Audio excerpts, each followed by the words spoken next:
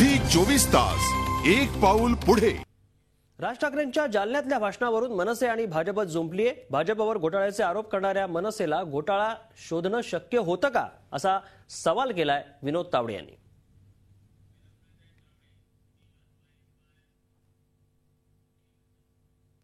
सिंचनाच्या आकडेवारी, पैसे खर्च किती झाले, कुठे घोटाळे झाले, कसे वाढत गेले, हा तपशीलवार एक एक कागदाचा पुरावा घेत सभागृहात आम्ही सगळ्यांनी त्यातलं मांडलेलं आहे। आणि त्यामुळेच हे सगळं इतकी चर्चा बाहेर आली, जनतेपर्यंत विषय पोहोचला।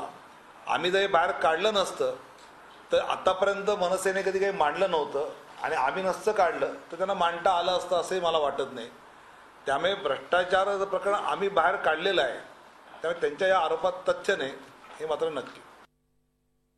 आमदारांनी जास्तीत जास्त आक्रमकपणे प्रत्येक वेळेला विरोधी पक्षामध्ये सहभाग घेतलाय आणि आपली स्वतंत्र भूमिका त्या ठिकाणी ठामपणे मांडलेली आहे। विधानसभेतल्या वेगवेगळ्या आयुधांच्या मार्फत चर्चा असो, विरोधी पक्षांना आणलेला प्रस्ताव असो किंवा इतर चर्चेच्या अनुषंगानं महाराष्ट्र नवनिर्माण सेनेची भूमिका ही सिंचनाबाबतीत त्या ठिकाणी विधानसभेत सुद्धा आक्रमक राहिलेली आहे।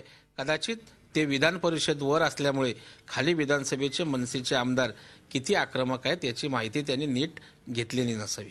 झी 24 तास एक पाऊल पुढे।